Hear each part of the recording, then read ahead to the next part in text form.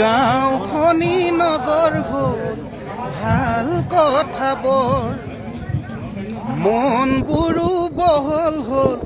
আমাৰ মানুহৰ সমাজখনে ললে গতি সময় সুতত উঠি ডাঙৰ মানুহ হ'ব লাগে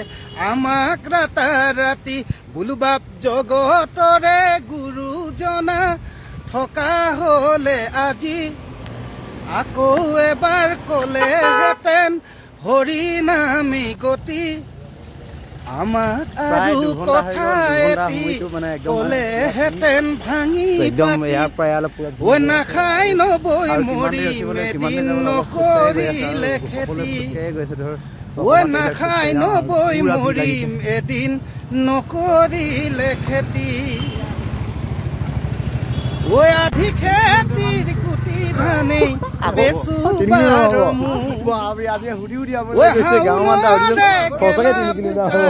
নামিব আৰামত বহি বহি দুবেলা খাজি দেহাৰ ওজন 13 কেজি বুলুবাপ জগতৰে গুৰুজনা থকা হলে আজি আকৌ এবাৰ কলেহেঁতেন হৰি নামি গতি আমাক আৰু কথা এটি কলেহেঁতেন ভাঙি পাতি ঐ নাখাই নবৈ মৰিম এদিন নকৰিলে খেতি ঐ নাখাই নবৈ মৰিম এদিন নকৰিলে খেতি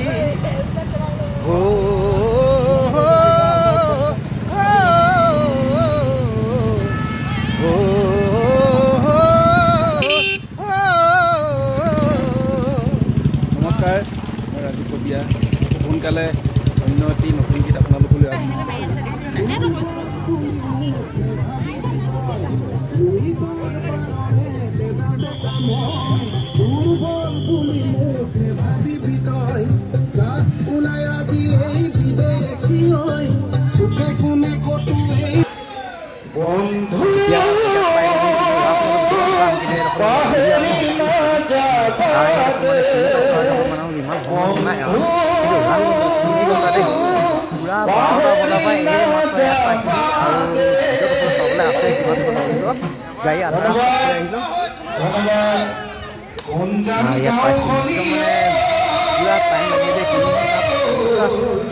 লাগিলে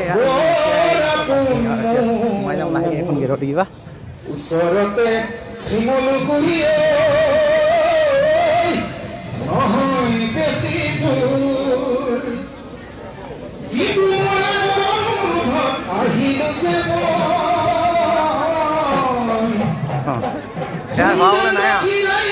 মৰম চেনে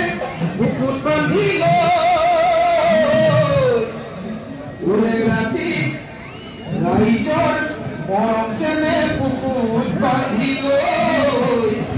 উৰে ৰাতি ৰাইজৰ লগত গীত গাবলৈ ৰাইজৰ মাজলৈ আহিলো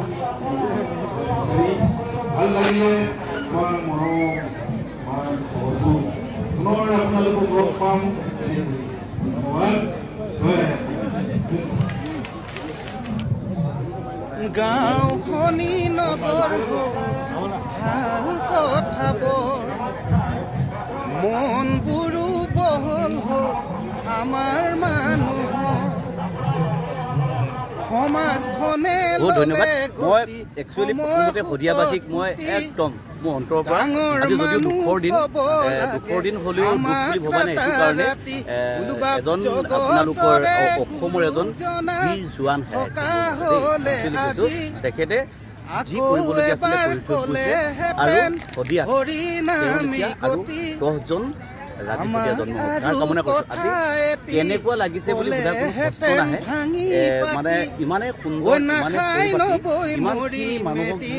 শদিয়াবাসীয়ে ইমান সুন্দৰকে আপ্যায়ন কৰিছে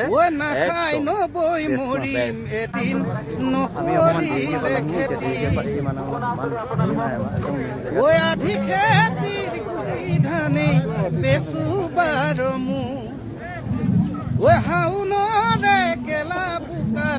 নামিব